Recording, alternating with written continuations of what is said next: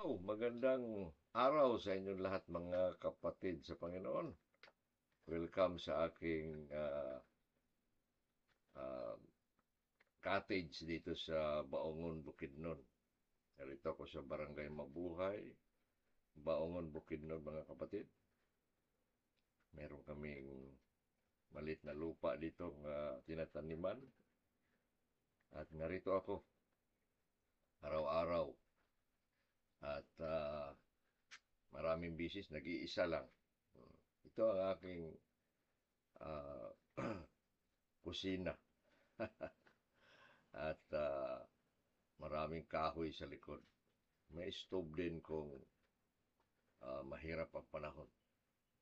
At ganun pa man, ah, dito tayo makinig ng salita ng Diyos. At ito'y tungkol sa biyaya ng panalangin. Tayo muna ay manalangin. Aming makapangyarihang Diyos, aming pinagkatiwala sa inyo ang inyong salita muli na kami makinig at mag-aral. Dalangin namin na maging tunay ng biyaya itong salita nyo na aming pakinggan sapagkat inyo kaming turuan, inyo kaming palakasin, inyo kaming dalhin sa pagkilala sa mga katotohanan ng aming buhay na siyang kailangan namin sa mga panahong ito. Samahan nyo kami sa mga bagay na aming pag-aralan. Turuan nyo kami sa pangalan ni Kristo Jesus. Amen. Nakalipas mga kapatid na mga araw, mga Sabbath day natin, nag-aralan natin ang biyaya ng kaligtasan. Tapos natin dininig ang mga Salmo, Psalm 119. Tumalakay tayo ng biyaya ng kaligtasan. Naway natuto kayo noon kung bakit nga ba ang kaligtasan natin ay biyaya. At yun nga ang mga dahilan. Ngayon, dalhin ko kayo sa pag-aaral ng biyaya ng panalangin. Ating bigyan ng title ang ating leksyon na pangangailangan sa biyaya ng panalangin. Ang ating kaligtasan ay biyaya. Naligtas tayo sa biyaya. Ibig sabihin niyan, ang Diyos ay ang gumanap ng kaligtasan, hindi ang tao. Sapagkat kung ang tao ang basihan ng kaligtasan, walang maligtas.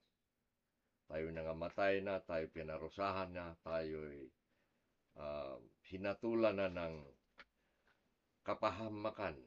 Ngunit sa biyaya ng Diyos, tayo nagkaroon ng buhay. At sa kanyang biyaya, ang ating kaligtasan ay biyaya sa simula hanggang wakas. Tayo'y naligtas at maligtas at maliligtas sa pamamagitan ng biyaya. Kaya dito tayo ngayon sa biyaya ng panalangin. Ang Diyos sa kanyang kaligtasan sa atin ngayon na mga anak ng Diyos ay nagbibigay siya ng mga paraan ng biyaya. Kanyang kaligtasan ay biyaya, kaya meron siyang mga paraan ng biyaya. Ibig sabihin ng ating pamumuhay kung ito ay kaligtasan ng biyaya. Biniyayahan tayo ng lahat ng paraan upang mga buhay tayo. Biyaya ng pananampalataya, biyaya ng pagsisisi, biyaya ng panalangin, at iba pa. Kaya dito tayo sa panalangin, biyaya ng panalangin, at alamin natin ang pangangailangan sa biyaya ng panalangin. Ano ba ang mga dahilan kung bakit talaga kailangan natin ang biyaya ng panalangin? Kung ang panalangin ay biyaya, kailangan natin ito. Biyaya nga eh. At kung hindi natin gawin o hindi natin tanggapin ang biyayang ito, walang mangyayari. Masisira tayo. Sapagkat sa panalangin ay dadaloy, darating, matatanggap, maranasan natin ang mga biyaya niya. Ang kanyang mga ang ating mga minamana, mga pangakong mga mamanahin sa sanlibutan ito ay sa pamamagitan ng panalangin ito'y darating. Kaya kailangan natin na gagawin o itatakda ang panalangin sa ating buhay araw-araw. Walang panahon dapat na uh, hindi tayo manalangin. Kaya sabi nga ng 1 Thessalonians 5:17, manalangin tayo ng tuloy-tuloy. Sa King James Version, pray without ceasing. Sabihin, tuloy-tuloy. Sapagkat tuloy-tuloy nga ang buhay, tuloy-tuloy ang pangangailangan. Kaya kailangan tuloy-tuloy ang pagtanggap natin sa mga bagay-bagay sa pamamagitan ng panalangin. Kaya, pangangailangan sa biyaya ng panalangin. Sa Hebreo 4:16, ang kasulatan ay nagsabi na tinatawag tayo upang manalangin. Ito ang sabi. Kaya nga, dapat magsidulog tayong may katapangan sa trono ng biyaya upang magsipagtamo tayo ng kahabagan at makakatagpo ng biyaya na makakatulong sa panahon ng pangangailangan. Sa panalangin, tayo itatanggap ng kahabagan, magtamo ng kahabagan. Ano pa? Pangalawa, makakatagpo ng biyaya na makakatulong sa panahon ng pangangailangan. Merong mga pangangailangan natin. At sa pangangailangan natin ito, merong kahabagan, at merong biyaya. Anong mga ito? Anong mga habag at biyaya na ibubuhos ng Diyos doon sa trono ng biyaya, sapagkat ang panalangin ay paglapit sa Kanya doon sa trono ng biyaya. Itong tronong ito, sirado dapat. Wala na. Hindi natin malapitan ang Diyos sapagkat tayo ay patay, sapagkat tayo ay hinatulan, sapagkat tayo wala ng relasyon sa Kanya. Ngunit, sa pamamagitan ni Kristo nang tayo ay ginawang mga anak, binuksan muli ang trono, binuksan muli ang daan papunta sa Kanya. Nang si Kristo ay ating naging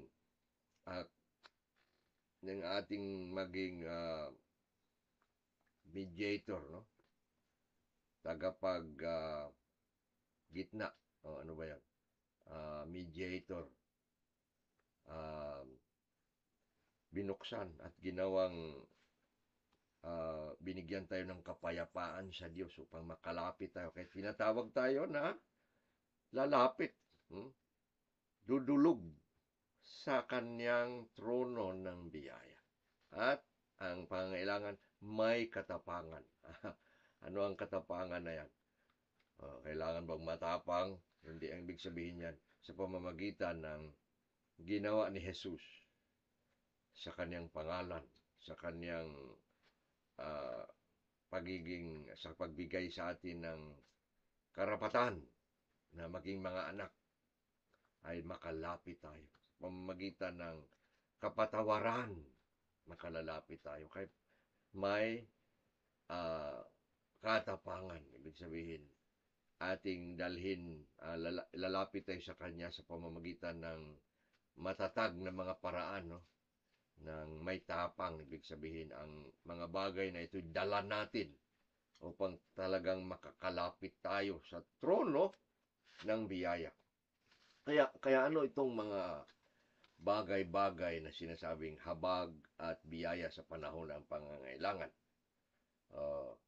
Sinabi nga ng Santiago 1:17, ang bawat mabuting kaloob ay nagmumula sa itaas, bumababa mula sa Ama ng liwanag, na sa Kanya ay walang pag-iiba ni anino ng pagbabago.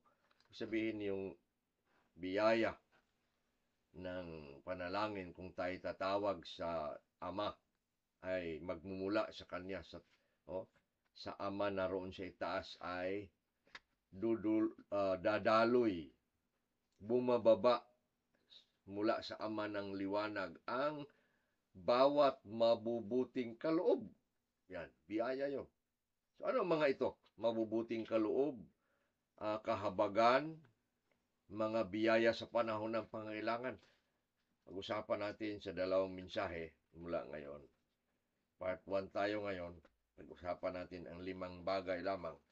Una, itong pangangailangan ng araw-araw nating pagkain. Pagkain. Marami sa atin hindi na humihingi ng Diyos ng pagkain kasi may pagkain, may bigas, may ulam. Diba? Meron pa ba sa inyong nagdadasal, Lord, bigyan nyo kami ng bread, bigyan nyo kami ng pagkain. Sa Biblia, sa pattern ng prayer ni Jesus, sa Lord's Prayer, matapos binigay ang pagtuturo sa atin ng pagpupuri sa Kanya, pagbabanal sa Kanya, at sinabing, give us this day, ibigay nyo sa amin ang aming araw-araw na pagkain. Give us this day our daily bread. Daily bread. Kung hindi ka man nangangailangan ng pagkain ng katawan sapagkat meron ka lagi, how about your daily food, na sa iyong espiritu? Ang ating daily sustenance ng ating spiritual life. Ang Word of God. Sabi ng Matthew 4:4, ang tao hindi mabuhay sa pagkain lamang, sa tinapay lamang, kundi sa bawat salita na nagmumula sa bibig ng Diyos. Man shall not live by bread alone, but by every word that cometh from the mouth of God. Ang salita ng Diyos ay nagmumula sa pagsasalita ng anak na si Kristo mula sa bibig ng anak. Kaya araw-araw dapat tayo ay may pagkain. No? Malakas tayo dapat, hindi lang ating katawan. Hindi lang daw mabuhay itong katawan na ito. Kundi may espiritu, mayroon tayong pangangailangan sa ating espiritu, sa ating relasyon sa Diyos, sa ating pagiging mga espiritual na mga linalang, at tanggapin ang lakas mula sa Diyos araw-araw, mula sa Kanyang salita. Kaya ang 1 Pedro 2, versikulo 2, sinasabi, kagaya ng mga sanggol ay as newborn babes, desire. Kailangan nating nasahin ang gatas ng salita. Kung gatas pa sa iyo, kung ikaw ay bagong Kristiyano, ngunit pag hindi ka na bagong Kristiyano, yung matitigas na salita, mga malalalim na bagay na dapat matutunan natin araw-araw. Araw-araw, kailangan natin ng lakas. Kaya manalangin tayo sa bawat umaga, Lord, give us this day. Give me this day my daily bread. Ngayong araw, meron ka bang kinain ng inyong espiritu mula sa Panginoon? Mga aral, mga katotohanan, mga gabay sa iyo. Give me today my daily bread. Yan ang pangangailangan nating una sa ating sa biyaya ng panalangin, ang pagkakaroon ng araw-araw na pagkain, di ba? Araw-araw paggising, anong iniisip natin? Pagkain. Inumin. Kailangan hindi tayo mawalan. Kaya una yan sa pangangailangan natin ng panalangin. Give me today my daily bread, Lord. Buksan mo ang Biblia mo. Basahin mo, magbulay-bulay ka. Araw-araw. Yan ang laman una sa pangangailangan ng panalangin. Pangalawa, pangangailangan ng pagsisisi at pagpapatawad. Ito, Ito ang pangalawa doon sa Lord's Prayer. Ang sinabi ng Matthew 6:12. No? Forgive us our debts as we forgive our debtors. Patawarin nyo kami sa aming mga utang o mga kasalanan. Itong kasalanan pala natin tinatawag sa King James Version na utang. Kakautang tayo sa Diyos. Wala tayong utang kung wala tayong kasalanan. Pag nagkakautang tayo, nagkakasala tayo, nagkakautang. Patawarin nawa tayo sa ating mga pagkakautang. Yun. Huwag nawa tayong laging nagkakautang. Ang hinihingi ng Diyos sa ating mga pagkakautang sa kanyang mga batas, pag tayo'y lumalabag, ay nagkakautang. Kaya kailangan natin ang pangangailangan ng pagsisisi. Hindi tayo mapapatawad pag hindi tayo magsisisi. Ang daan ng kapatawaran ay isa lamang. Pagsisisi. Pagsabi. Pagbubukas ng ating puso upang sasabihin. Upang salaysayin sa harap ng Diyos ang ating confession. Confession is just part of repentance. Kaya itong biyaya ng panalangin, meron ding biyaya ng pagsisisi. Isa sila. Pagsisisi, panalangin din yan. Isang biyaya upang tayo patawarin, kailangan tayo ng panalangin ng pagsisisi. Sa awit 51, 1 hanggang 4, si David ay nagsisisi, nananalangin ng pagsisisi. Pangangailangan niyang patawarin, siya ay nagsisisi.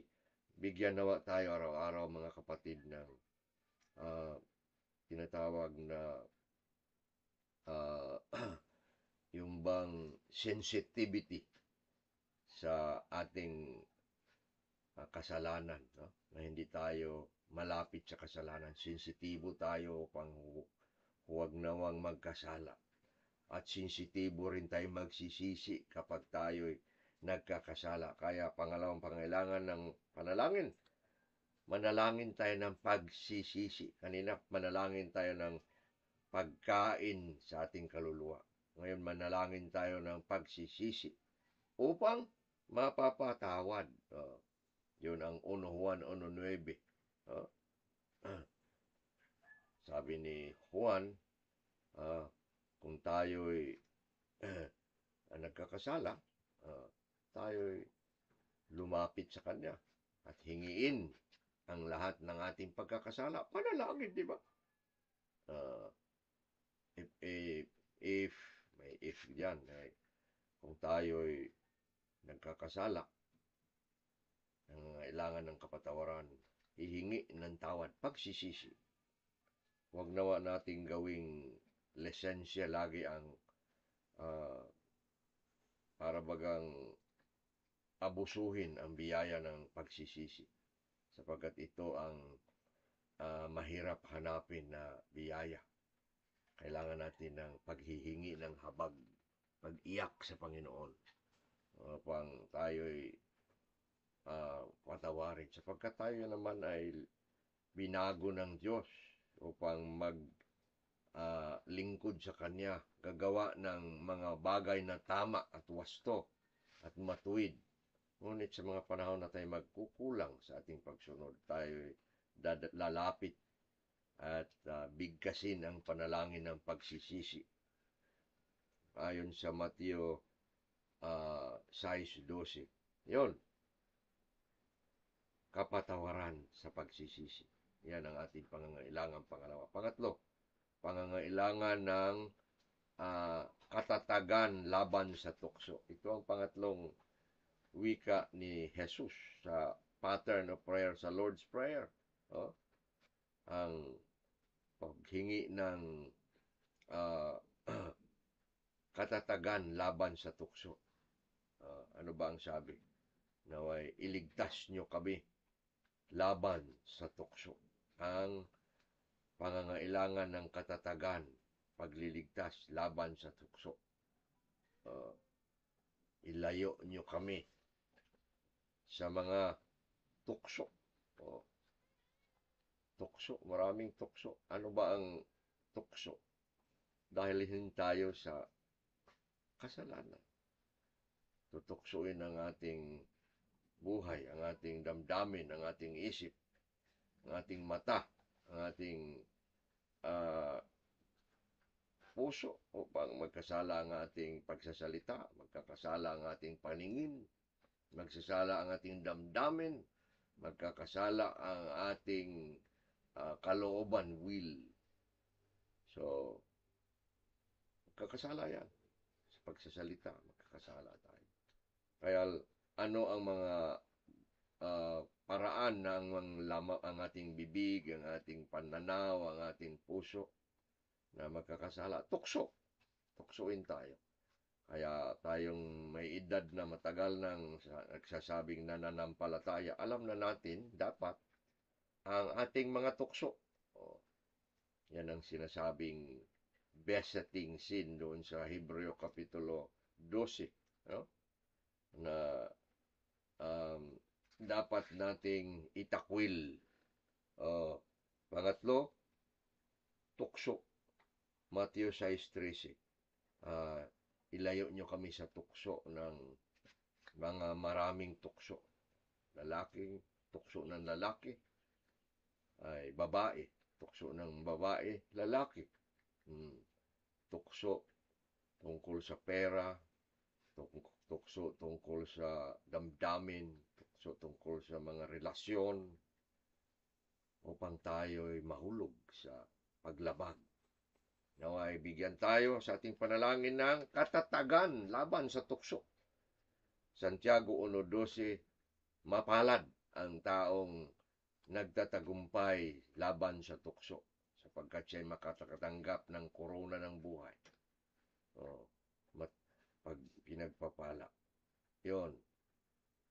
Kailangan tayo ng lakas, katatagan laban sa tukso. Pang-apat, pangangailangan ng pag-iingat at pagliligtas mula sa mga panganib at kasamaan. Anong pang-apat nating pangangailangan sa panalangin? Manalangin tayo pang may pagkain, manalangin tayo pang magsisisi at patawarin. Manalangin tayo upang tayo patatagin laban sa tukso upang hindi tayo mahulog sa kasalanan. Manalangin tayo.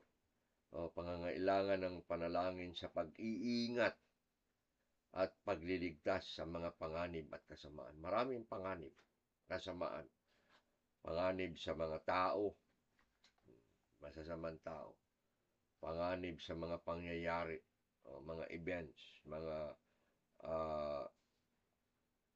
karahasan, gera, mga panganib sa mga kalamidad, mga lindol, mga bagyo, mga baha. Yan ang mga panganib. At sa ating panalangin, nangailangan tayo ng pag-iingat na huwag nawa mangyari. Ingatan nyo kami, Panginoon. Pag-iingat. At kung nangyari nawa, naroon na tayo sa kalamidad, pagliligtas sa panganib na hindi tayo mamatay, na hindi tayo masisira sa mga panganib at mga kasamaan, mga masasamang mga pangyayari. Awit sa Matthew 6:13, iligtas nyo kami sa masama. Deliver us from evil. Evil lang sinabi, masama lang ang binigkas ni Kristo. Maraming kahulugan nito. Sa awit 91:15 sinabi, tatawagan niya ako at sasagutin ko siya. Sasamahan ko siya sa gitna ng kaguluhan. Ililigtas ko siya at pararangalan. Itong pangako ng mga nagmamahal sa Diyos. Hindi lahat ito. Hindi ito pangako sa lahat ng tao. Sa mga Kristiyanong nagmamahal sa Diyos. Tatawagan siya, sasagutin tayo, at sasamahan sa mga panganib. Ililigtas at pararangalan pa. Kawikaan 22:3, ito ang sabi, ang taong may karunungan, the prudent, ay nakakakita ng kasamaan at nagkukubli. The prudent man daw seeth danger, mga maaring mangyayaring masama.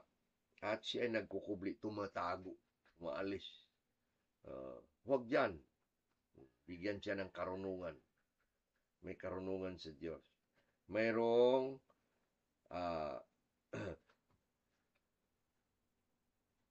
biyaya ng Diyos upang ingatan tayo at ilayo sa kasamaan at panganib. Yan ang Isaias 41:10. Huwag kang matakot sapagkat ako ang Diyos mo. Fear not for yung pala. Huwag kang matakot sapagkat ako'y kasama mo. Do not fear, for I am with thee. Do not be dismayed, for I am your God. Huwag kang manghihina sapagkat ako ang Diyos mo. Yan ang tawag ng Diyos sa atin. Tinatawag tayong huwag matakot sapagkat kasasamahan niya tayo, siya ang ating Diyos. Yan ang pang-apat, pangangailangan ng pagliligtas, pag-iingat, no? At pagliligtas sa mga panganib at kasamaan. Laman dapat ng panalangin. Kailangan ng panalangin sapagkat may mga panganib at kasamaan. Dapat tayong manalangin araw-araw. Hindi natin alam, nagbabiyahe tayo, nagdadrive tayo, layo tayo sa panganib. Layo tayo sa kasamaan, layo tayo sa disgrasya. Yun. Dapat tayong driver, kung nagdadrive lagi ng motor, lagi ako nananalangin ng pag-iingat sa panganib. Araw-araw dapat yan ang ating panalangin. At panglima, katapusan, sunod na naman ang ibang lima, pangangailangan ng karunungan. Our need for wisdom. Karunungan. Santiago 1:5 at awit 90:12. 1:5 ng Santiago, sinabi ni Santiago na kung sino man ang nagkukulang ng karunungan, humingi siya sa Diyos. Let him ask in faith. Manalangin siya ng karunungan sa pananampalataya. Mananalig. Ang kontekstong ito talaga ay tungkol sa tukso at tungkol sa mga tukso na darating at nangailangan tayo ng wisdom sa mga tukso, sa mga trials na tinatawag na tukso. Ang trials kasi natin kasama yung tukso. Tayo sinusubok at ang mga pagsusubok na yan ay dinadaan din kuminsan sa mga tukso kung tayo ba matatag sa ating pananampalataya. At kailangan tayo ng karunungan laban sa mga tukso. Kaya karunungan, awit 90:12, sinabi ni David, ituturo niyo sa amin ang pagbibilang. Teach us to number our days. Pagbibilang sa aming mga araw upang magtatamo kami ng pusong may karunungan. Teach us to number our days that we may gain a heart of wisdom. Hindi naman niya sinabi na bibilangin natin ang ating mga araw, Lunes, Martes, Miyerkules, Huwebes. Hindi naman ganon. Or mga buwan, Enero, Pebrero, Marso. Teach us to number. Literally, ang pagkasabi, ituro niyo sa amin ang pagbilang ng aming mga panahon. Ibig sabihin niya na meron tayong mga panahon, araw-araw tayo nabubuhay sa panahon. Umigising sa umaga hanggang gabi. Ano ba ang panahon sa atin? Ano ba ang isang linggo sa atin? Ano ba ang isang buwan sa atin? Turuan naman tayo na sa bawat Kronos, yung mga literal na panahon, meron tayong mga kairos. Ano yan? Yun yung mga events, no? Ang ating literal na panahon dapat lalagyan natin ng mga kairos, yung mga events na mahalaga, yung mga mabungang panahon, mabungang mga araw, mabunga at maaayos na mga gawa para sa Diyos, mabubuting gawa, mga pagsunod sa Panginoon, mga bagay na tayo'y naging mga tunay na mananampalataya sa pamamagitan ng paggamit ng ating panahon. Karunungan yan upang tayo magkaroon ng karunungan. sa Proverbs chapter 8 yon, tumatawag ang karunungan. Malakas na tawag. Tayo dapat makinig at mga taong mga marurunong. Sa Efeso Kapitulo 5, tinawag tayo sa pamumuhay na marunong, no? May karunungan. Kung tayo'y mga tao sa liwanag.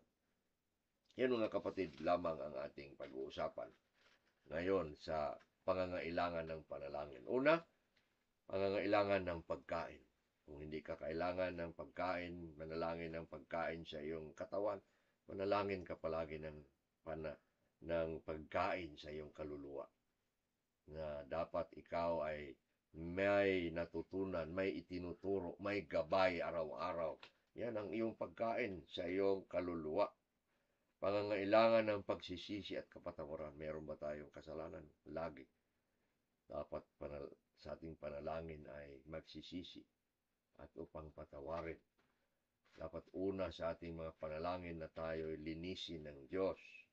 Pangatlo, pangangailangan ng katatagan laban sa tukso. Mayroon ka bang tukso? Meron tayo lagi. Araw-araw. Tayo'y tinutukso. Manalangin tayo na tayo'y iligtas o ilayo muna. Hindi matukso. At kung matukso man, tayo'y magsisisi. Sapagkat ang pangangailangan dito, hindi tayo matukso. Kung matukso, doon tayo sa pagsisisi at kapatawaran. Panalangin na iligtas, patatagin, patibayin ang ating mga buhay upang hindi mga tukso. Pangapat, pangangailangan ng pag-iingat, pagliligtas mula sa mga panganib at kasamaan. Maraming panganib, maraming kasamaan. Manalangin tayo araw-araw sa ganong panalangin upang ilayo o iligtas sa mga ganito. Panglima, karunungan. Kailangan tayo ng mga tao tayong hindi dapat mamuhay na walang karunungan. Ang karunungan, hindi dapat absent. Laging present. Araw-araw, galing umaga hanggang gabi. Tayo'y mga taong marurunong. Upang sa bawat oras, sa bawat minuto, gaganapin natin ang tama, ang matuwid, ang kapuri-puri sa Diyos. Ito ang mensahe natin. Pangangailangan ng panalangin.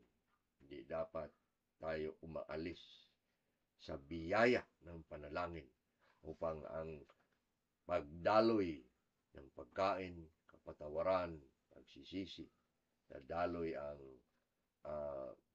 pag-iingat, katatagan laban sa tukso, ang pagliligtas ng Diyos, ang karunungan ng Diyos. Dalangin natin na mangyayari ang mga bagay na ito araw-araw. Nanalangin tayo, aming makapangyarihan Diyos. Nagpupuri kami sa inyo, sa inyong mga salita, sa inyong kapangyarihan, sa inyong biyaya ng salita. Turuan nyo kaming manalangin. Gawin nyo kaming mga tao na laging nangangailangan ng inyong biyayang ito, na sa araw-araw sa aming pagbanggit sa panalangin sa mga ito, ikaw ay nangangako na ibibigay nyo na kayo'y Diyos na matapat, na nakikinig sa amin. Gawin nyo kami mga taong masunurin, sapagkat ang panalangin na biyaya ay para sa mga taong sumusunod. It is our privilege of obedience. Teach us to pray and pray and pray. Pray without ceasing. In Jesus' name, Amen. Salamat mga kapatid. Nawa'y pinagpapala kayo sa biyaya ng panalangin at sa mensaheng ito. Hanggang sa sunod nating mensahe ulit sa topic na ito. Bye-bye. Pagpalain kayo ng Diyos sa inyong mga buhay.